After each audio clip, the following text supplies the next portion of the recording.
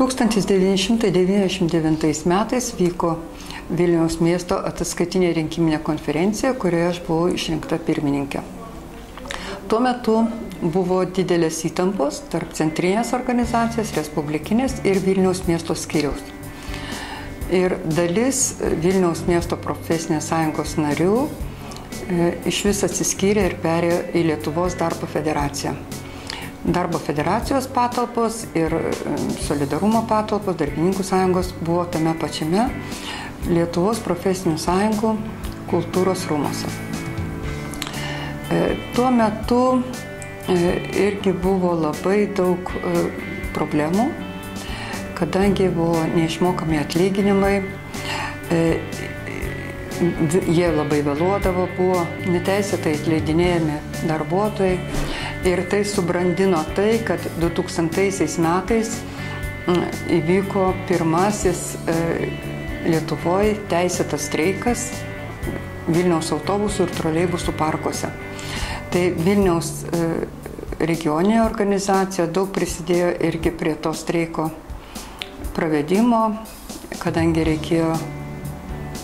turėjo būti ir stebėtojai, ir balsavimas organizuotas, ir po to pats streikas, kaip vyko. Buvo žmonių, kurie buvo pasiryžę išvažiuoti į gatves ir tiesiog vairuotojai vos ne po ratais gulėsi, kad nebūtų tų streiklaužių. Kitais atvejais buvo dar tokių didelių įtampų didelėse tuo laiku dar veikiančiose įmonėse. Tai buvo Vilniaus Vingis, Medienos Plaušas. Medienos Plaušą turėjom bylą, kurioje dėl savo nario bylinėjome su Sodra ir laimėjom, pripažino draudiminį įvykį ir žmogus gavo išmokas. Vilniaus Vingė irgi labai, kai aš prieš išrenkant mane į Vilniaus miesto pirmininkės, aš ilgą laiką dirbau Vilniaus Vingio gamykloje ir buvo daug tokių problemų, kadangi profsąjungos nebuvo pripažįstamos, nelabai norėjo skaitytis ir dėl kolektyvinių sutarčių pasirašymo, todėl turėjom sutelkti visas jėgas, kad išmoktume, kad galėtume dėrėtis lygiaverčiai su darbdavių atstovais. Tuo metu dar buvo Amerikos laisvųjų profsąjungų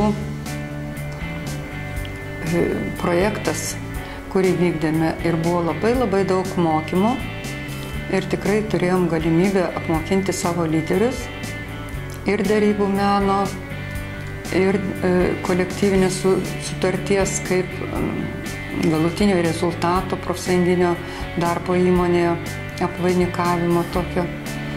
Žodžiu, darbų mums nestigo, nes visais laikais valdžia nebuvo palankiai nusiteikusi profesiniam sąjungom.